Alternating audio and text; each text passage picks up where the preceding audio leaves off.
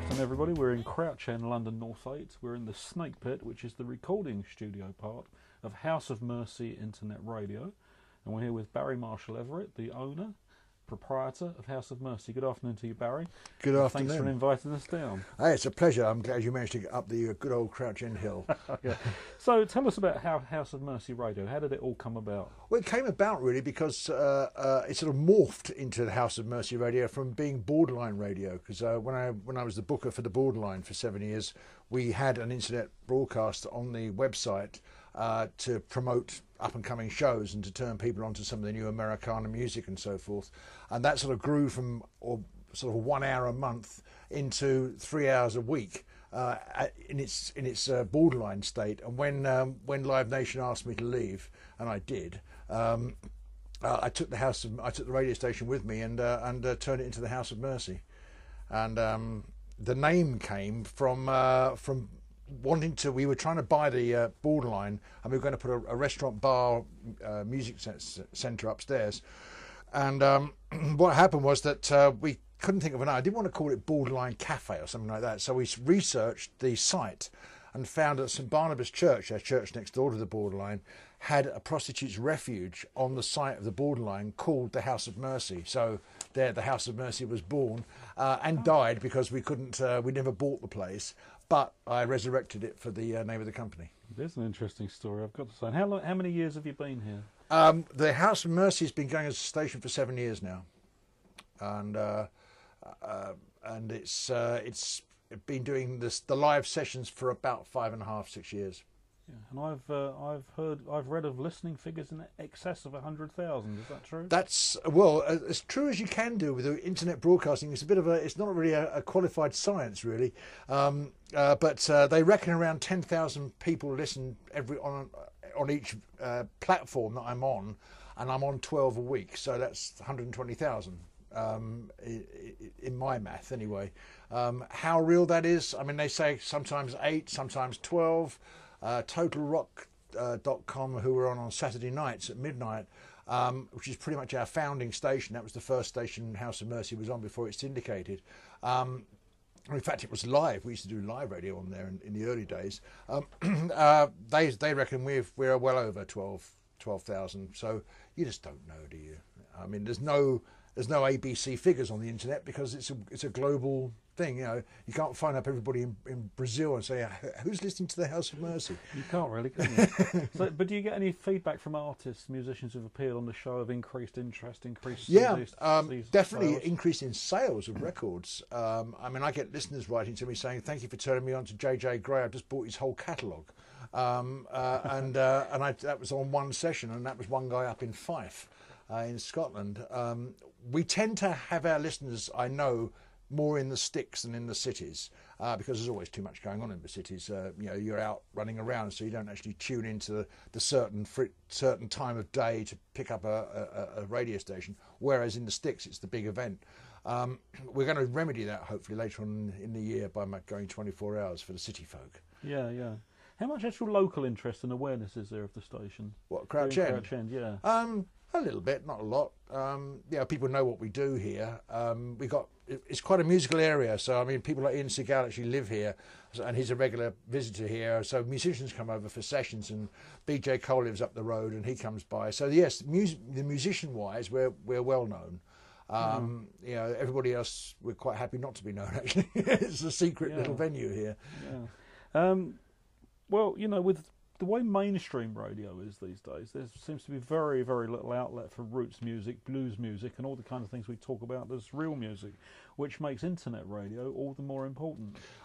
I think the emphasis on internet radio as an important media has gone up 1,000,000% over the last 4 or 5 years. Mainly since the crash, the recession, people just haven't got the money to go out and gamble their money on buying 5 or 6 CDs a month.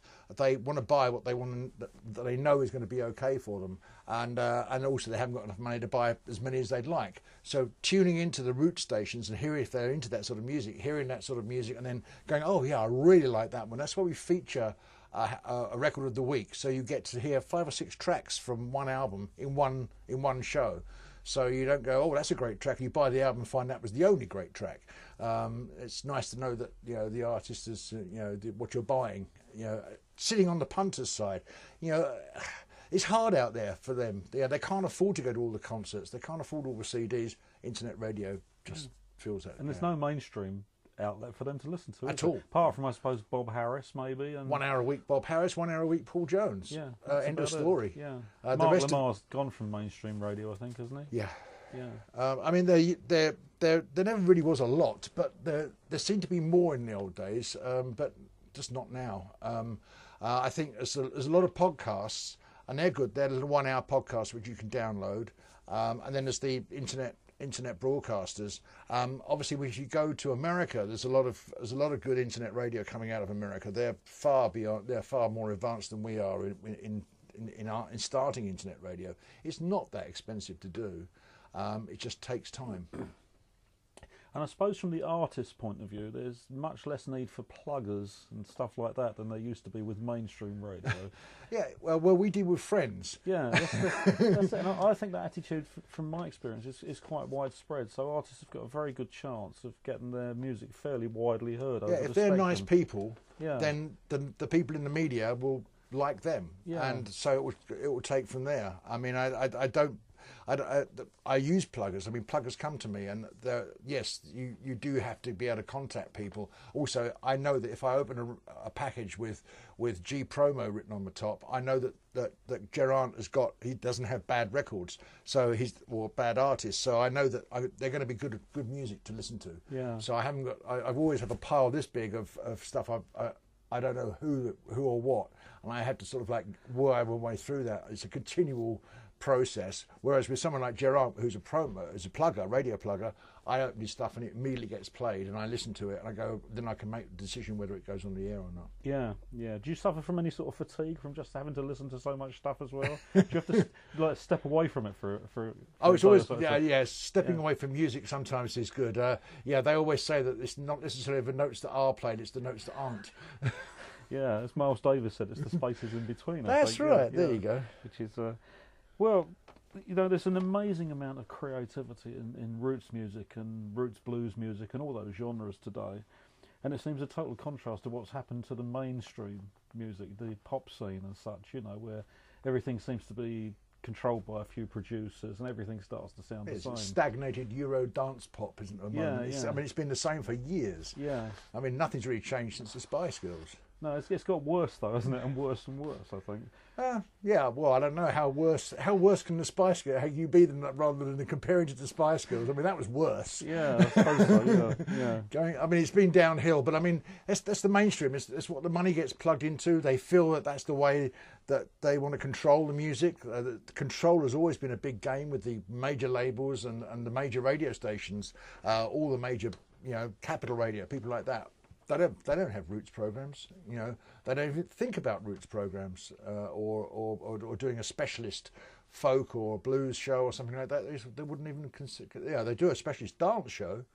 They do a different sort of hip hop show, but the thought of doing a blues roots show or a folk show is beyond them. Yeah, it's like the whole thing is existing out of the mainstream, almost like what we used to call the counterculture back in the 60s and 70s. Indeed, yeah, we're a bunch of underground hippies. Yeah, that's right. With cowboy hats on this time. Yeah, mud on our boots. So why do you think that differential exists? Why has that been allowed to happen? Would you say in the mainstream industry? Well, I mean, normally it's the mainstream that causes the underground situation, the alternatives, to start because they won't cater for them. And that's exactly what's happened in this case, and happened again in the 70s with pub rock and the punk movement. That all came out of the fact that none of the big labels would entertain any of that music, and then suddenly they had to they looked around, and then there's these guys out of the back of a van after a gig selling 200 CDs, 200 singles, and they called themselves the Clash, and having a song called White Riot. It's cause and effect, and it's the effect of keeping a population or an art form down causes it to ripple through. It's bound to come through. We're like majestic weeds coming through. Yeah, I mean, do you think? I mean, I don't know that the big record companies exist in the same way that they used to, but do you think there's the likelihood that they're likely to suddenly turn around and try and catch up with everything? I think it's too late. Actually, I think the day of the big record company is over, and now with the internet and with download sales and everything like that, I really do feel that those days are over. You can do it all pretty much by yourself. You know, so many of the records that I play are what they call self-released. So they've just formed a little label like we have. We got the House of Mercy Records. Yeah. So you go to houseofmercy.tv and on there you'll see all the records that have been records of the week and our pick of the weeks. And I tell you, 9 times out of 10 of them, they're record labels with three artists or one artist, all as calls them doing it all by themselves. Yeah, yeah. I'm sure the big corporations will wake up one day and wonder what happened. Yeah. Well, I know. Hopefully not. Yeah. I mean, it's taking us sleep. Late. I mean, I think we're quite positive in disregarding them completely. If we don't even entertain them, and then just keep moving on in our own function and in our own way and with our own commerce. Yeah. It seems to be the way to do it. It's the land of village communities. We're one big village, and it's all cottage industries. Yeah. I've got to say, one thing I think is rather sad when I look around at this amazing array of CDs that you've got here is that the old-fashioned independent record stores more or less have gone. There's a few, but there's nothing like they used to be. That's the economy. Yeah. I mean, it's not through HMV dominating, because they're not. HMV are falling down by the wayside. Virgin Records packed up, or so many big chains packed up, who were in those days when they were at their power, threatening the mum and pup stores, as the small independent stores. And but now it's the economy that's done it. It's the economy that's doing it. People just haven't got the money to buy the CDs, and in the bulk that they were buying them previously. Whereas someone's pocket, I always used to look at my audience at the borderline. I go, well, they got so much in their wallet every month for buying music, seeing live bands, and I talked to them at the bar when they came in. I said, what's that, how are things doing, how much are you spending, and it's good to get an idea. Yeah. And I think now, after the recession, and it's going to be a few years before things get better. Maybe even there'll be dips of worseness. But that's okay, because you can download for 99p. You can download your favourite track off the album, and have it on your iPod, and you can listen to internet radio, and get all the music you want. Of course, I think we're just sidetracking, talking about HMV. I mean, an Ian Siegel album, of which I've got several. I can buy them direct at an Ian Siegel gig for £10, or various other places for £8 to £10. You go to HMV, they're $15.99 or $16.99, and it's no wonder they can't sell at those sort of ridiculous prices. There's greed and corporations go together hand in hand. Yeah. So taking us back and looking maybe at your time with the Borderline, what kind of career moves did you make leading up to the Borderline? You obviously had experience as a booker. I didn't actually have that much experience. I sort of started as a sound engineer back in the early 80s, and then went through the whole situation up until I was on the road for about 10 years. Then I got fed up with my tour manager and became a tour manager. Then I got fed up with the agent booking us, like we used to call them, the Volkswagen tours of Europe, where you go, you trace the Volkswagen sign every day, and you go, hang on, we've been past this place 3 times. Why are we going? And so I became an agent, so I could book it with some sort of sensibility of geography. And also because I've been on the road by that time for about 15 years, I pretty much knew all the promoters in sort of 300 to 500 capacity venues. So I started being an agent, and then if a town wouldn't put a show on, I'd rent a place and put my own show on. Right. So I did it a lot in Berlin, funnily enough, and we did a number of shows. We did this Kinky Friedman show. That was me in Berlin, and we rented a church for 2 nights. And rebuilt his office from his books, with the cat and the 2 phones and the whole 9 yards, and he came in and played 2 sold out shows, but the local promoters wouldn't touch him, and we went, you're wrong, and you had to take a bit of a gamble, and so when I was offered the Borderline as a dying venue, I've already put shows in there. I've been a sort of relief sound engineer there for about 20 years, And when I was offered, the thought of them going down the hill, it was sort of become pretty much a failed Brit pop venue, and so I took it over and just cancelled all the shows to the shock of everybody else in the club. I said, we're closing for 2 months while I rebook, because this is just wasting money. And I only had 6 months to turn the place around, and I just frantically got on the phone to all the Americana, American friends, blues friends in America, in England, up-and-coming Americana, alternative country agents, and brought everything to the Borderline. Central location, perfect location, lovely club, great sound system, very woody. It had everything going for it to be a success. And within a year, we turned it around. We were voted Venue of the Year, and it was fantastic. So what year did you actually leave there then? 2007. Right. So you might have been there when I actually played there with Jesse Pye. We did a slot there as an introduction one night. That would be quite possibly. That would be 2005 actually. So well, you might possibly have been there. Yeah. Yes. Yes. It was my hazy days at the Borderline. I mean, it was a club where I worked 7 days a week. I start at 10:30, 11 o'clock in the morning, and I finish at 1, 2 in the morning. And there were various bars near to the Borderline, which were also sort of sub offices of mine.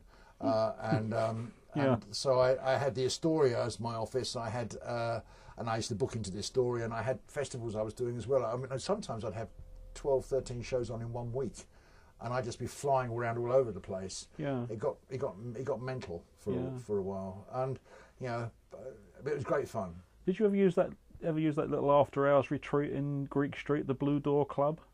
Sometimes known as Trish's. Did you ever go there? I have been down there, yeah. But the Crowbar was open by that time, right. So I had a 3 a.m. bar owned by a friend, right. And that was quite easy because you got friends rates at the bar. Yeah, that was always amazing. What a friendly social place Soho actually was once you got to meet the people there. It was amazing, wasn't it? Absolutely brilliant. I mean, I had a great 7 years there. I had an equally good time because I was a sound engineer at the Marquee when it was in Charing Cross Road and when it was in Wardour Street for a while, and I was the sound engineer for the Astoria, sound engineer for the Borderline in the mid '80s when it first started. So I knew the crew and all the theatre, all the musicians who work in the theatres. We all and the sound crews all used to go and drink together between sound check and doors. That when you're supposed to be going off and eating solids, we'd be drinking them. Yeah. Liquid lunches and liquid in betweens as well. So staying with the Borderline then for a minute, some of the highlights, artists that you really recall, memorable nights. Could you share some of those with us? Well, I suppose the biggest coup for me was finally getting Alejandro Escovedo into London. I'd been trying to. I actually had an agency. A deal with his agent in America to bring him over in the 90s when I was just an agent to do a European tour. That went down the Swanee. It was the hardest thing to get him in, and eventually I did it at the Borderline, and that probably was, for me personally, it was one of my. I mean, having Dan Penn and Spooner Oldham do a show in the wonderful St James's Church on Piccadilly under my guise was one of the highlights for me as well. That was a fantastic show. St James's was built by Wren, so it's a fantastic. It was a miniature St Paul's Cathedral, right? Yeah. And fantastic acoustics. And I had Alejandro in there with his string quartet for 2 nights, and Dan Penn and Spooner Oldham. So that was a bit of a coup. Yeah, that was my sort of actually pretty much my swan song. I did reform the Bonzo Dog Doodah band for a show in the Astoria. I did do the Green on Red, who broke up, and they broke up in Italy. And their next show, 18 years passed from when they played when they were going to play the Astoria. They were supposed to play the Astoria, so I got them reformed, flew them in, and they did the show they were supposed to have done 18 years prior to that. I used to do nutty things like that. Yeah. I tried to get John Lee Hooker to play the Borderline for a week, when he was still alive in San Francisco, and I flew over there on vacation and met with his agent, and sadly his doctor came to the meeting with me and said that he can't fly anymore.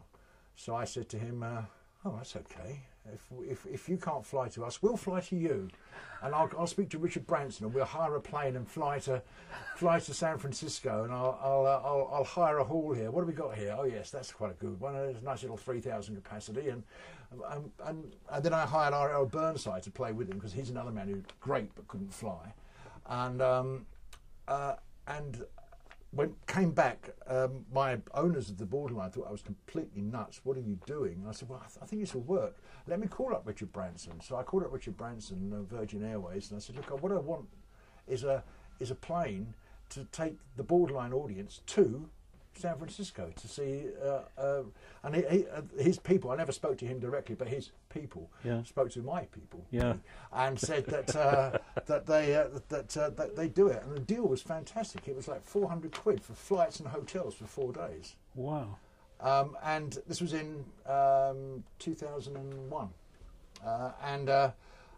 2000, the end of 2000, and I said, great, this is absolutely fantastic. Came back, designed all the posters and the adverts and so forth, got a hold of a German promoter and said, we can fill another plane up with you lot, and we can do the whole thing. We're doing it at the Fillmore West. And so the classic Fillmore venue, all for the Brits and German blues lovers. I mean, we are the European lovers of the blues, Germans and the Brits, and so it was a coming together. It was a great thing. And then 3 days before I pushed the button to spend all the money and put deposits on the planes, Johnny Hooker had a heart attack and died. Oh dear, that's sad. And I went over to his funeral, and you know, it was just, he was so looking forward to it. I mean, it was like it's going to be his swan song as well, to have all the European fans come over to see him. But in the meantime, Time Out got hold of John Lee Hooker and said, don't tell Barry this, but we want to put him up for Promoter of the Year, but he needs a musician to sponsor, and your story of what he's trying to do with you is fantastic. So John Lee Hooker was my sponsor for my Time Out award, which I did win. In 2001 as Promoter of the Year. That's an amazing story, actually. Really, I mean, have you told that very widely? Because that's just amazing. What a fantastic event that would be, and it's a great story anyway. Yeah. So you haven't thought of going over there and doing anything else at the Fillmore then? The new Bill Graham. I don't know. I think actually my track record is pretty much not good because the musicians die before they get onto the stage. Yeah. So House of Mercy, you have lots of recordings. You've had lots of recording sessions here. So. Yeah, we used to have before Auntie moved in with us. We're taking care of our 88-year-old. She's upstairs in what was the old studio, the boudoir studio, right? Which was done out like a French bordello, with a lot of New Orleans stuck in just for good measure because they like that sort of thing there. And that we recorded probably 250 sessions up there in this tiny bedroom with 2 microphones, and then we when she moved in, I built this. I came off a Joan Armour trading tour with some excess cash in my back pocket, and I thought, right, this is going to be the new place, and gave up my garden, as they say. Yeah. I have to say, people, if you're watching this, this has got a great vibe, this place. It's full of musical instruments and snake skins and the most amazing array of records. And there must have been some great highlights here as well. Tell us about some of those. Yeah, I suppose having Luther Dickinson was probably the highlight for me, because I've always been such a fan of Luther's. And I had Luther Dickinson came in to do a session. He didn't come in with his brother because his brother didn't want to bring his drum kit in, and I went, oh, that's a shame, because actually we can take a drum kit now, we're big enough to. But anyway, Luther was here, and we had a banjolin in the corner there, a battered one that Becks had got in a junk shop, and he got his hands on it and tuned it all up and go, oh, this is fantastic. Sang a song with the damn thing. No one's ever got it in tune before. It was just sort of like propped in the wall. And so he said, how much do you want for it? And Becks went, nothing. As long as you bring it back, you can borrow it. Yeah. And he's coming back in July, so hopefully we'll get to see the banjolin again. Amazing, yeah. Now you've got plans for expansion of House of Mercy, 24 hours. Would you like to share those with us? Yeah, I mean, the idea is sometime this year. We've got to pick our time very, very, very carefully, because I only have one 12-month period to do it in financially. but the idea is to put the House of Mercy on as an Americana blues root station 24 hours a day on the internet. That means paying PPL and PRS, which we're not at the moment, and PPL and PRS is quite expensive. So we had to look at ways of trying to raise money. So we've got a membership section on our website, and we push you push a button and you can buy records on there, and we get a commission for that. So we're hoping that's going to be strong enough for us to get enough income to stay for a year. The shows are going to be basically House of Mercy archive shows in this big loop. There's going to be no schedule, and then anybody who are friends of the House of Mercy and to make radio can come in and push a button, and they'll go live onto the station, and they'll be live for as long as they fancy doing it. It'll also be recorded, and then we'll go into the loop. And then when they come back next time, that show in the loop will disappear, and the new show will go in.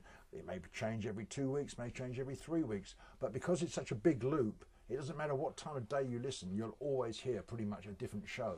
Right. If you tune in at midday every day for a week, you'll hear a different show all week, and then the whole thing will change again for the week after. Yeah, and I believe you've got a video archive as well, haven't you? We have been videoing for quite some time here, and because of constrictions of pay and PPL and PRS, we haven't broadcast them, but now we can. And in our members section, so you join the House of Mercy family for 15 quid a year, cost of an expensive HMV CD, and you get membership for the year. You get access to all the archive shows, plus all the archive sessions, plus all the archive videos of those sessions, and whatever discounts and little specials we can drum up on the way. Right. And for an extra £5, we'll chuck in a House of Mercy Snake Pit T-shirt, which I'm going to show you right now. And this is we've only just got these. This is hot off the press. Oh yes. And there's the Snake Pit T-shirt. Wow, that's good, isn't it? So that's how you become a friend of the House of Mercy, is and it? you get these for a £5. So for 20 quid, you get a T-shirt and a membership for a year. That's not bad, is it? That sounds pretty good to me. Don't you think, Dave? That sounds rather good. Yeah. Okay. I wonder if you could possibly know any other recommended internet radio shows that you might kind of point people to as well. Yeah, there's a good one in Brighton. The Arc. Dell does, a mate of mine does Del down. Day. Yeah, Yeah. and it's a lovely little show. Again, it's only on local Brighton radio. It is on the internet, and but again, it's just 1 hour a week. It's a shame about these shows. I mean, same with us. I mean, we're only 1 hour a week, but we're syndicated. The ones that just have 1 hour a week. I mean, Rob Ellen on the Medicine Show. It's quite a mess to get into, but and it's quite chaotic when you listen to it. But he does have some great music in it. I would definitely go to Net Rhythms to Sue Cavendish's site, because she has a comprehensive list of all the internet stations. I haven't got them to memory, to be honest. That's how I went through when I wrote that article for Maverick, which brought us together. Yeah. I went through her site to find out, and I checked all the stations out that I hadn't heard before. And there's some really good ones, but some it's only they're podcasts or there's 1 hour a week. Yeah. Or 1 hour occasionally, every 2 weeks. Yeah. Okay. Now a couple of things to close. I don't. Did we mention your wife, Becks Marshall? Oh, you can mention my wife, Becks Marshall. A very I mention her quite a lot. A very talented roots and blues lady has just released an excellent album. It's to be released soon. We're putting a distribution deal together at the moment. It is on House of Mercy Records and available on the website. Yeah, and we will in all probability be talking to Becks soon, because she's got some interesting stories to tell. Now, I'm going to put you slightly on the spot here, Barry. There's a huge music-loving public out there, and a huge number of pubs and venues that book music who haven't got a clue what Americana really means. So I wonder if you would be kind enough to define for us what Americana is. Yeah, it's sort of like, okay, you're making an Americana cake, so you have a sprinkling of Neil Young, a good spoonful of Bob Dylan, and then you get Jefferson Aeroplane and the Grateful Dead and stir all that in. Okay, there's your basis for Americana there. Yeah. And then it builds from there. So you put in Delta Blues, you put in Woody Guthrie and all the folk greats. That gets stirred into the mess as well. And then when Americana comes to England, you put all the British blues stuff in there, and you put all the great. You put Rolling Stones in there. Rolling Stones are Americana. You don't actually have to be an American to be an Americana act. No. You don't even have to have flown over America to be an Americana act. No, no. You can be an Americana act just by just by loving that music, and it's roots music. I mean, it's bluegrass, it's country. You know, you've got to throw in Willie Nelson. You've got to throw in all the great country acts. Hank Williams has to be right in that mix as well. Patsy Cline is in that mix. I mean, when you think about it, it's a massive. It's one of the things I think attracted me to it very early on in my life when I was a DJ in America was the vast vista that was ahead of me. I hated constrictions. People were trying to do radio with me when I was in radio in the 60s and 70s, and it was like narrow. Plays was very narrow. You can only play 10 records an hour and all this sort of stuff. And when I got to America and found this vista of music that was all interlinked and all interlaced, and the people liked to listen to it. People actually enjoy listening to Bob Dylan, Mississippi John Hurt, and the Grateful Dead, and Willie Nelson. I mean, it works. Yeah. And therefore you've got this wide vista that gives you all these possibilities of doing things, and that still excites me. Yeah. Okay, well, just in closing, any artists that you'd recommend people to look out for currently? Currently, when's this airing? Oh, probably in about 3 weeks' time. About 3 weeks' time. Yeah, 3 or 4. Yeah. Yeah. Okay. So the return acts. Ian Jewell is going to be coming back later on this year. Excellent. She's got one of the sexiest, naughtiest voices going. Elin Jewell. Elin Jewell. Yeah. I just had the Dirt Daubers in. The Dirt Daubers. A Dirt Dauber is actually a wasp that lives in Kentucky. Right. But yeah, again, Americana. It's a constant education. Yeah. The Dirt Daubers are very good. Miss Quincy from Canada. We get a lot of Canadians through here. They were excellent. The Deadly Gentlemen are a new wave bluegrass band. There's a lot of new, exciting bluegrass bands are coming through at the moment. All young, great pickers, and they're taking bluegrass a few steps on from where people think it should be. Actually, bluegrass was devised to be crazy and off the wall and not following the regular country beats. It was supposed to be mad. Yeah. And you know, we just lost one of the four founders. Earl Scruggs just died, which is a big shame. But he's left us a legacy, as did Don Reno, another great banjo player. His sons are actually on Beck's album, the Reno brothers. You know, there's great new music constantly. It's a joy. Yeah. I mean, it keeps me young. I tell you what, it keeps me young. Yeah, one of the ones that we've heard recently is Woody Pines. Woody Pines, they're in here next week. Yeah, great band, excellent sound. Yes, and it's sort of like Pokey LaFame. It's retro, but yet it's modern at the same time. Yeah, it's blues and yet it's country. It's got it all in there, hasn't it? Yeah, and swing. Yeah, and Western swing particularly. Yeah, absolutely. Okay, Barry. Well, thank you for your time, and we wish you well for the future, and we look forward to working some more with you in the future. Absolutely, mate. Lovely. Thanks very much. He's the meanest man I ever did see. That hard-living libertine, a gentleman, but the devil runs wild with him. Dapper is a word that would describe him. He don't fit into society. That kind of man excites me. Batman, you can suck my blood. Come on, Batman. Want your everlasting love, boy.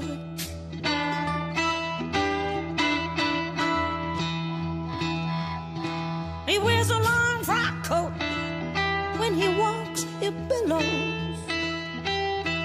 He's lightning fast and moves in slow-mo.